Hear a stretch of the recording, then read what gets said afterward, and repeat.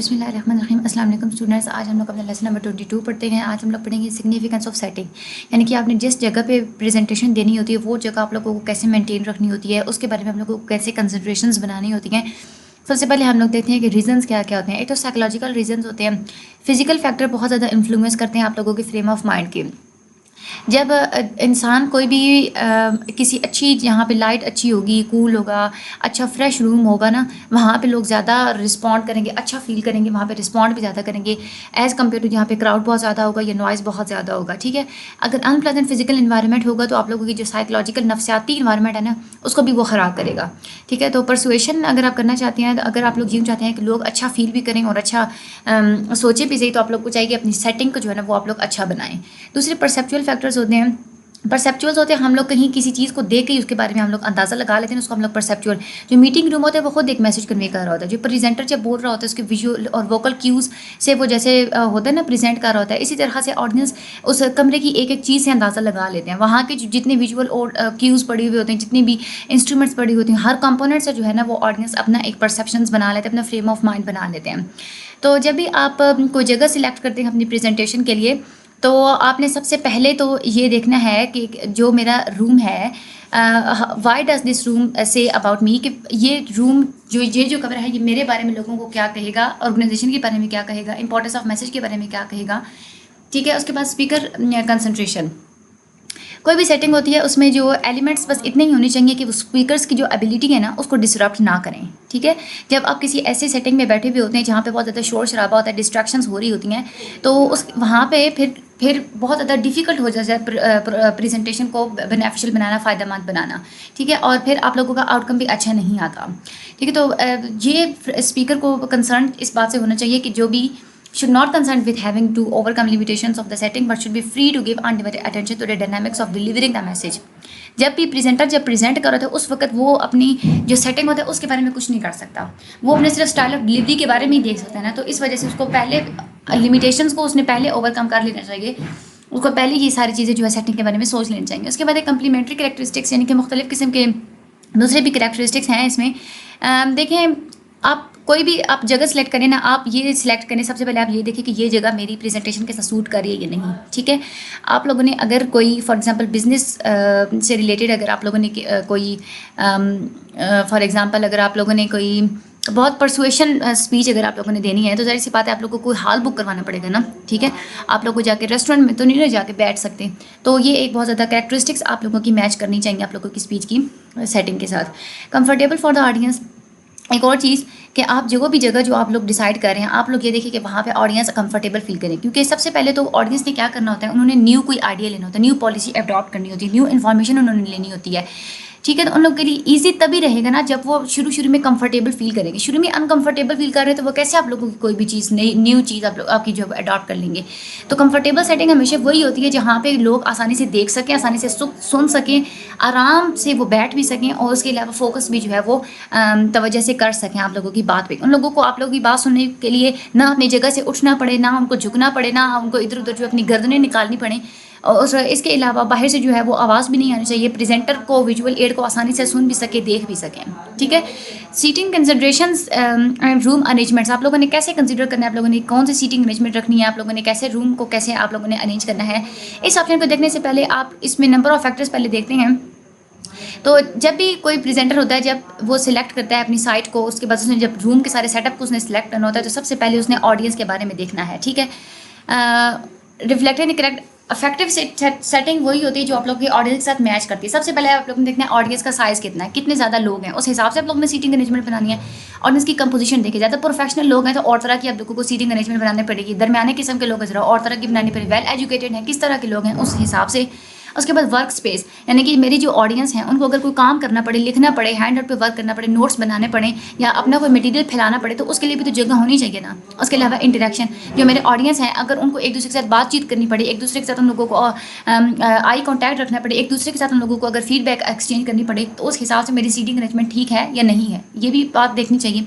Duration, seating arrangement हमेशा duration को देख के आप लोग रखें। अगर आप लोगों की प्रेजेंटेशन बहुत ज़्यादा लंबी है तो आप लोगों को कंफर्टेबल सीटिंग अरेंजमेंट्स रखनी चाहिए, लेकिन वो फिर भी इतनी सख्त होनी चाहिए कि उस पर बंदा बैठा हुआ अलर्ट रह सके। बहुत ज़्यादा नरम चीज़ होगी तो उनको नींद आएगी ना उनको।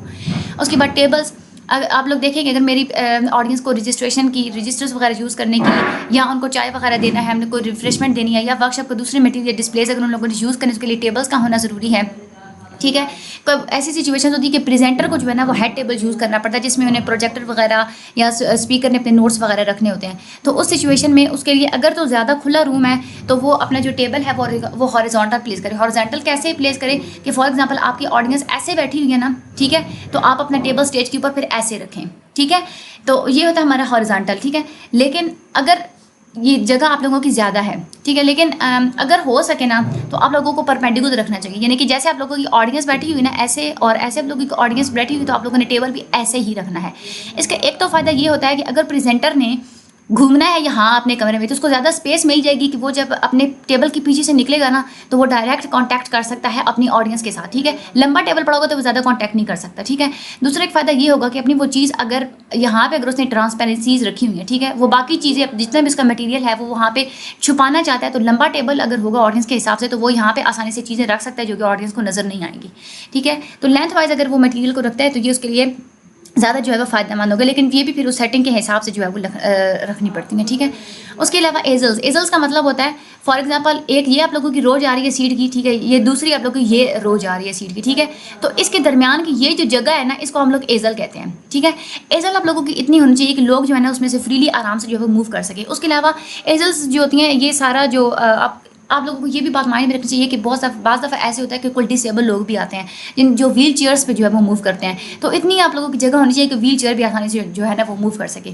उसके बाद विजिबिलिटी, सीटिंग आप लोगों की इस तरह से अरेंज होनी चाहिए कि हर किसी को प्रेजेंटर आसानी से नज़र आए, प्रेजेंटर जो जेस्चर कर रहा है वो भी आसानी से नज़र आए, प्रेजेंटर की जो विजुअल एड्स हैं वो भी उसको आसानी से जो है वो लोगों को नज़र आए। ठीक है, अगर बहुत ज़्यादा लंबा रूम है, बहुत ज़्यादा लोग हैं, तो फिर चाहिए कि जो प्लेटफॉर्म है जहाँ पे स्पीकर ने बात करनी है वो पूरे कमरे से जो है वो थोड़ा सा ऊंचा होना चाहिए। ठीक है, अगर बहुत ज़्यादा तंग रूम है और लंबा रूम है, ठीक है, तो उसमें क्या होगा कि जो लास्ट वाले ऑडियंस होंगी उनको ना वो गर्दनें उठा उठा के देखना पड़ेगा, वो ठीक तरह से प्रेजेंटेशन को सुन नहीं सकेंगे।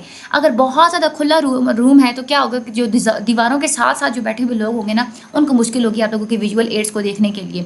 ठीक है, तो आप लोगों ने ये सीटिंग अरेंजमेंट देखने के लिए ये भी देखना है कि आप लोगों का डीप रूम है, शैलो रूम है, ऑब्लॉन्ग रूम है, किस किस्म का आप लोगों का रूम है। ठीक है, उसके अलावा ओपन स्पेस, आपने ये बात भी माइंड में रखनी है कि प्रेजेंटेशन के दौरान अगर मैंने कोई ब्रेक देनी है, ठीक है, तो लोगों को क्या है कि आपस में उनको एक ब्रेक के लिए एक अलग थोड़ी सी खुली जगह उन लोगों को मिलनी चाहिए। आप वो खुली जगह जो है अपने रूम के मीटिंग रूम के अंदर भी रख सकते हैं या कहीं नज़दीक भी रख सकते हैं, बहुत ज़्यादा दूर नहीं रखनी क्योंकि उनको दोबारा वापस बुलाने में फिर जो है वो टाइम वगैरह लग जाता है, आने में जो है वो टाइम लग जाता है। ठीक है, और उसके अलावा जो रूम होता है, जो सीटिंग अरेंजमेंट्स होती हैं, बाज़ दफ़ा उसमें भी ऐसा होता है कि हमें ओपन स्पेस की उसमें ज़रूरत होती है, बाज़ दफ़ा एक्सपेरिमेंट्स वगैरह करने होते हैं, तो ये आप लोगों की साइज़ ऑफ ऑडियंस पे डिपेंड करता है और नेचर पे डिपेंड करता है, प्रेजेंटेशन की नेचर किस तरह से है उस हिसाब से जो है वो आप लोग जो है वो ओपन स्पेस फराहम करते हैं। जितनी भी आप ओपन स्पेस दें उसमें आप लोगों ने ये बात माइंड में रखनी है कि लोग कितने होंगे, उस हिसाब से आप लोग ओपन स्पेस दें ताकि वो आपस में कंफर्टेबली इधर उधर अगर उन्होंने मूव करना होना तो वो आसानी से कर सकें। ठीक है, उसके अलावा आगे हम लोग पढ़ते हैं सीटिंग अरेंजमेंट्स कौन कौन सी होती हैं। एक होता है कन्वेंशनल थिएटर स्टाइल, ये जैसे सिनेमा में होता है ना वैसे ये थिएटर स्टाइल होता है, ऐसे ही होता है, ये देख लें आप लोग, मतलब आगे रोज़ में ना आगे पीछे सारे लोग ही लोग बैठे हुए होते हैं। ठीक है, ये जो थिएटर स्टाइल होता है यहाँ ये इसमें रोज़ और कॉलम्स में ऑडियंस बैठी हुई होती है, ये प्रोएक्टिव प्रेजेंटेशन होती है, यहाँ पे बहुत ज़्यादा ऑडियंस को एक्टिव रखना होता है, तो ज़्यादा ऑडियंस को जो है वो बात जो आप लोगों ने कन्वे करनी है उसके लिए आप लोग थिएटर स्टाइल जो है वो यूज़ करते हैं। ठीक है, और उसके अलावा स्मॉलर ग्रुप्स के लिए भी अगर आप लोग इसको जो है वो यूज़ कर सकते हैं, अगर आप लोगों की लिमिटेड स्पेस हो तो।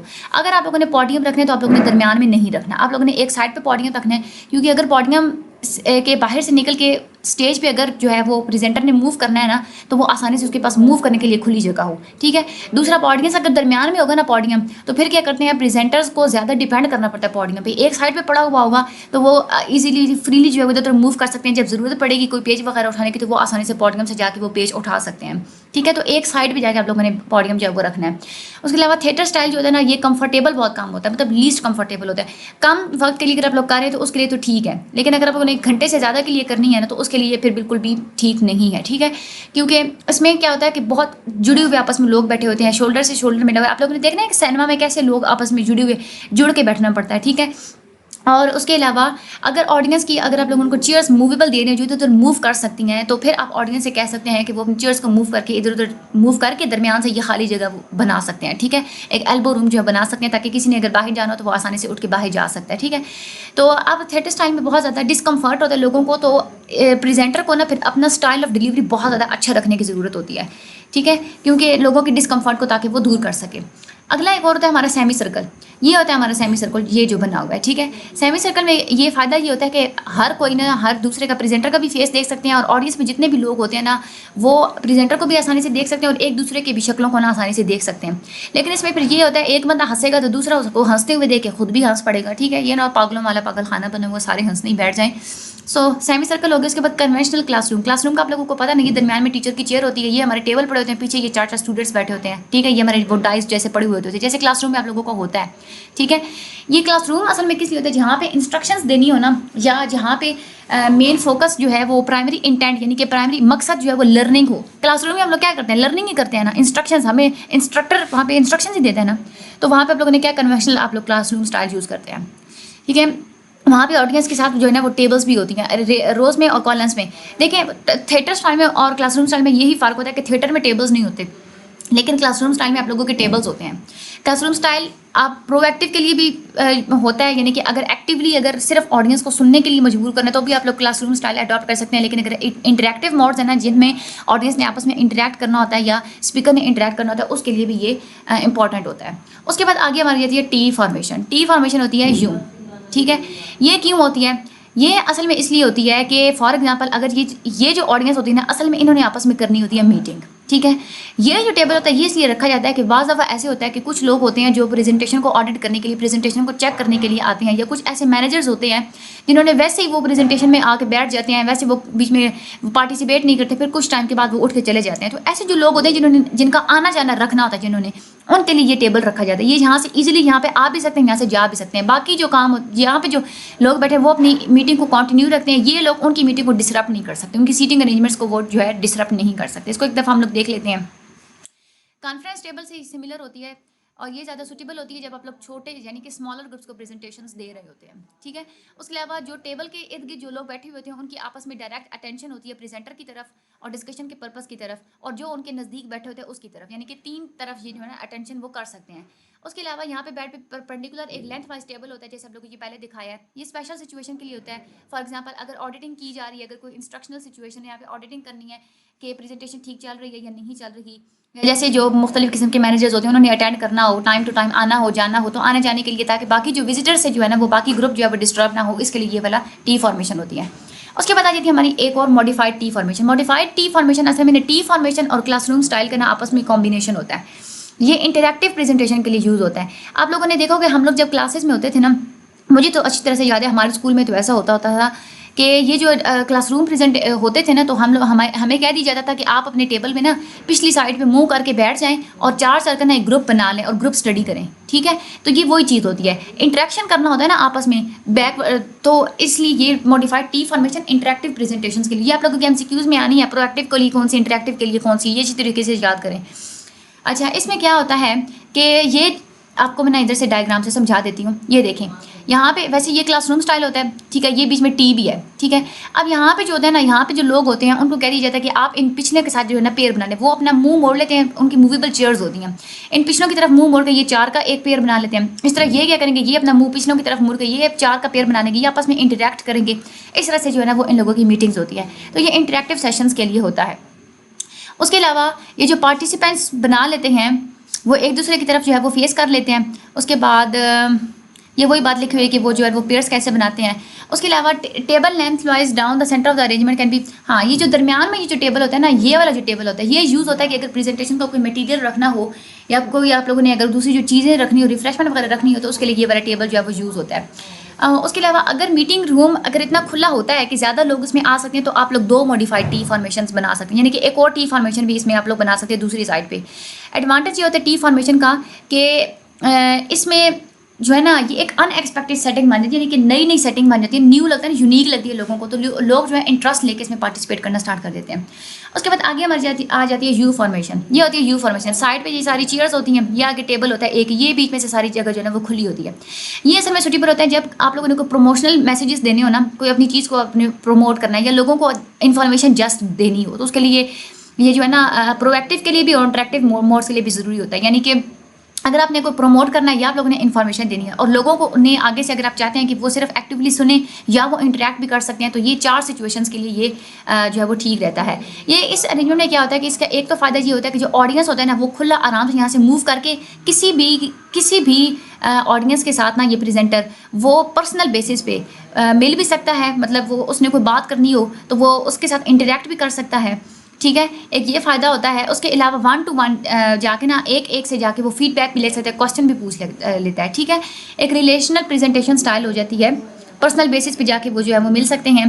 प्रेजेंटर को ज़्यादा जगह मिल जाती है घूमने फिरने के लिए। और उसके अलावा एक इसका ड्रॉबैक ये है कि इसमें सीटिंग कैपेसिटी लिमिटेड होती है, यानी कि इस तरह से आप लोग खुद सोचें, अगर आप एक रूम में इस तरह की अगर आप लोग सीटिंग अरेंजमेंट रखते हैं तो ये तो इसमें तो कम लोग ही आएंगे ना एज़ कम्पेयर टू अदर। उसके बाद हमारा आ जाता है बोर्ड रूम। बोर्ड रूम होता है जैसे आप लोगों ने टीवी में देखा होगा, जैसे वो जहाँ पे मीटिंग हो रही होती है ना, यानी कि ये सारे जैसे आप लोगों ने देखा होगा कि जब रुएत हलाल कमेटी बैठती है तो उन लोगों का जिस तरह का टेबल होता है ना वो बोर्ड रूम होता है। उसमें क्या होती है वो ग्रुप डिस्कशन के लिए ये बिल्कुल परफेक्ट रहता है। जब 10 से 15 पार्टिसिपेंट वहाँ पे आप लोगों ने करने हो ना, तो तब इसमें पार्टिसिपेंट्स आपस में इंटरेक्ट अच्छा कर सकते हैं। जब उन्होंने कोई एक पर्पस के लिए कोई डिसीजन मेकिंग करनी हो ना सब ने मिल के, तो उसके लिए बहुत अच्छा रहता है। एक लंबा सा टेबल होता है और उसके साइड पे सारे बैठे हुए होते हैं, एक दूसरे को आसानी से देख भी सकते हैं, एक दूसरे के साथ टेक्स्ट और इमेजेस वगैरह शेयर करने हो तो वो भी शेयर कर सकते हैं टेबल के अक्रॉस। उसके बाद एक आ जाती है वी फॉर्मेशन, जो आप लोगों की कन्वेंशनल क्लासरूम सीटिंग होती है। ये क्लासरूम सीटिंग ही होती है, उसमें बस ये होता है कि ये जो टेबल्स हैं इनको थोड़ा सा मोड़ दिया जाता है, लेकिन इसमें भी खुली स्पेस चाहिए होती है। और इसका भी फ़ायदा ये होता है कि ये एक यूनिक चीज़ बन जाती है, तो लोग क्या करते हैं कि ज़्यादा इंटरेस्ट लेते हैं और इसके अलावा वो ज़्यादा आसानी से इंटरेक्ट कर सकते हैं इंस्ट्रक्टर के साथ, जो होता है आप लोगों का वो प्रेजेंटर के साथ भी और विजुअल एड्स वगैरह के साथ भी। इसमें भी लोग उतने ही आते हैं to seat the same number of the people in V formation as seated in the classroom require wider room. जितने लोग क्लासरूम में आते हैं उतने ही अगर आप लोगों ने इसमें वी फॉर्मेशन में रखना चाहते हैं तो आप लोगों को खुले रूम की ज़रूरत होगी। ये मैं बात आप लोगों को पहले बता चुकी हूँ, बाकी वही सारी चीज़ें लिखी हुई हैं। इंटरेस्टिंग होता है ये ज़्यादा एज़ कम्पेयर टू अदर। उसके बाद जब भी आप लोगों को कोई भी सीटिंग अरेंजमेंट आप लोगों ने देख ली, उसके बाद आप लोग देखनी है कि आपकी जो सेटिंग है, आप लोग जो जहाँ पे आप लोग प्रेजेंटेशन दे रहे हैं वहाँ पे एनवायरमेंटल फैक्टर्स भी आप लोगों ने देखने होते हैं। एनवायरमेंटल फैक्टर्स बहुत ज़्यादा अफेक्ट करते हैं आप लोगों की जो ग्रोथ पे और डेवलपमेंट पे, आप लोगों को जैसे कि पता है। उसके अलावा प्रेजेंटेशन में भी एनवायरमेंटल कंडीशंस बहुत ज़्यादा अफेक्ट करती हैं। जितने भी ऑडियंस के मूड होती हैं उनको, जितना खुशगवार माहौल होगा तो लोग ज़्यादा आप लोगों के रिसेप्टिव ज़्यादा होंगे, यानी कि कबूल ज़्यादा करेंगे, आप लोगों के मैसेज को अटेंटिवली सुनेंगे, ज़्यादा अच्छे तरीके से सोच सकते हैं और ज़्यादा पॉजिटिव मैनर में आप लोगों को रिस्पॉन्ड करेंगे। और इन्वायरमेंटल फैक्टर्स बहुत ज़्यादा प्रेजेंटर्स की परफॉर्मेंस पे बहुत ज़्यादा अफेक्ट करते हैं। जब भी प्रेजेंटर के पास ऑप्शन होता है कि उसने अपनी प्रेजेंटेशन के लिए कोई भी चूज़ करना है, सेटिंग चूज़ करनी है, तो वो इन्वायरमेंटल फैक्टर्स को ज़रूर देखे। और उसके अलावा एनवायरमेंटल फैक्टर्स में आप लोगों ने देखनी कौन कौन सी चीज़ें होगी। सबसे पहले आप लोगों ने देखनी होती है लाइटनिंग। अगर बहुत ज़्यादा कम लाइटनिंग है, डिम लाइटनिंग होगी, तो लोगों को फिर नींद ही आएगी। ठीक है, वो अटेंटिव नहीं रहेंगे। ठीक है, उसके अलावा बहुत ज़्यादा अगर लाइटिंग होगी ना तो वो भी परेशान करने वाली है, उसको थोड़ा सा डिम करना पड़ेगा। प्रेफर यही होता है कि आप लोगों की रूम में लाइटिंग इतनी होनी चाहिए कि जितनी एक नेचुरल डे लाइट की होती है ना, यानी कि दिन में जब धूप चढ़ी होती है तो जितनी होती है, उससे क्या होता है कि खुशगवार और जिंदा मूड होता है एक ऑडियंस का। इसका इस रीज़न के लिए कहते हैं कि जो प्रेजेंटेशन आप लोगों ने जिस रूम में देनी है वहाँ पे ज़रूरी है कि वहाँ पे एक विंडो का होना ज़रूरी है। नेचुरल लाइट जहाँ पे ज़रूरी आ रही हो, नेचुरल लाइट से ऑडियंस का मूड जो है ना वो अच्छा होता है। उसके अलावा ये जो बल्ब होते हैं ना, इनकैंडिसेंट लाइटिंग होती है, ये ज़्यादा अच्छे रहते हैं as compare to fluorescent lighting. Fluorescent lighting जो होती है ना वो येलो किस्म की, जो वो आई थिंक सो हाँ लाइट होती है, तो आप लोगों को वाइट लाइटनिंग जो है ना वो रखनी चाहिए। उसके अलावा टेम्परेचर को आप लोगों ने देखना होता है। बहुत ज़्यादा हॉट या कोल्ड होगा तो लोग कंफर्टेबल फील करेंगे, आप लोगों की प्रेजेंटेशन को ठीक तरह से नहीं सुन सकेंगे।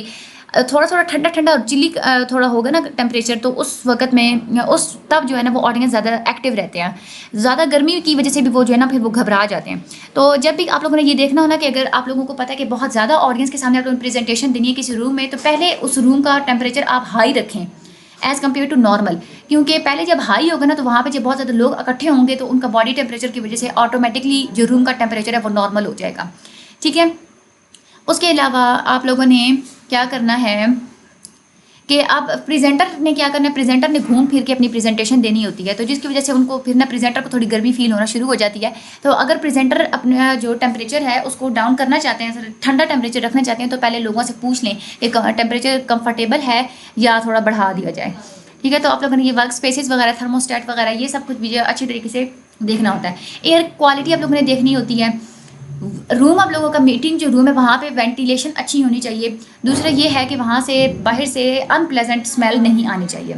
ठीक है, बहुत दफ़ा ऐसा होता है कि ना, बिजनेस पर्पसेस के लिए होटल्स में बहुत सारे कन्वेंशन होते हैं, इज्तिमात होते हैं, तो वहाँ पे सिगरेट की और वो खाने वगैरह की जो है ना वो स्मेल वगैरह आ रही होती है। तो वो प्रेजेंटर को फिर चाहिए कि वो ऐसी, उसने खुद भी है जब बहुत ज़्यादा तेज़ परफ्यूम नहीं लगाया हुआ होना चाहिए, और जगह ऐसी रखें कि जहाँ पे ऑर्डर्स वगैरह, ये स्मेल वगैरह जो है ना वो नहीं आनी चाहिए। उसके अलावा बाज़ दफ़ा ऐसे भी होता है कि आप लोगों की जो, आप लोग जो विजुअल एड्स यूज़ कर रहे होते हैं या जो पुराने इंस्ट्रूमेंट्स यूज़ कर रहे होते हैं, उनमें से भी स्मेल आ रही होती है। तो इस बात को भी आप लोगों ने पहले जो है वो कंसिडर करना चाहिए। उसके बाद साउंड, प्रेजेंटेशन सेटिंग में साउंड आप लोगों की प्रोमिनेंट होनी चाहिए, और कमरे में सिर्फ स्पीकर की साउंड होनी चाहिए, बाहर से भी शोर नहीं आना चाहिए। खिड़कियां वगैरह अगर आप लोगों को पता है बाहर से शोर आ रहा है तो उसको बंद कर दें।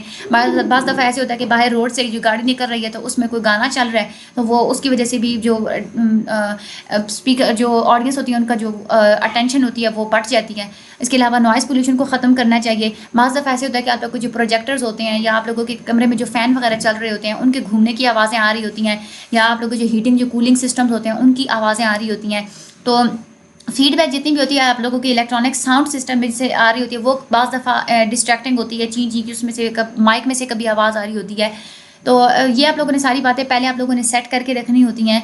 उसके अलावा स्पीकर को अवॉइड करना चाहिए कि वो अगर खाना वगैरह देना है ना, अगर आप लोगों ने प्रेजेंटेशन, अगर आप लोगों की वहाँ पे खाने का भी इंतजाम है, तो आप लोग खाना खाने से पहले या बाद या दौरान, खाने के दौरान आप लोग अपनी प्रेजेंटेशन ना दें। खाने के दौरान देंगे तो जाहिर सी बात है चमचों की आवाज़ आ रही होगी, और वैसे जो बर्तनों की आवाज़ आ रही होगी तो लोगों ने फिर क्या समझना है। ठीक है, तो स्पीकर को अवॉइड करना चाहिए कि मील सर्व होने से पहले या मील सर्व होने के दौरान वो बात ना करें। ठीक है, तो ये हमारा हो गया आज का हमारा लेसन।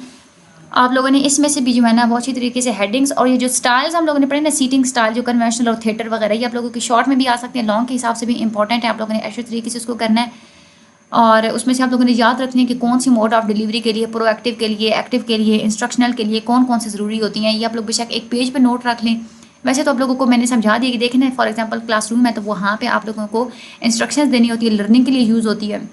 इसी तरह से जो आप लोग ने थिएटर में जब जाते हैं तो वहाँ पे आप लोग ज़्यादा देर एक्टिव तो नहीं ना बैठ सकते, सीटिंग अरेंजमेंट सख्त होती हैं। इस तरह से मैंने आप लोगों को टिप्स तो दी हैं याद करने वाली, बाकी आप लोग 2 दफ़ा हैंड आउट पढ़ लीजिएगा। बाकी मेरे चैनल को लाइक और सब्सक्राइब ज़रूर कर दीजिएगा। Thank you so much and अल्लाह हाफिज़।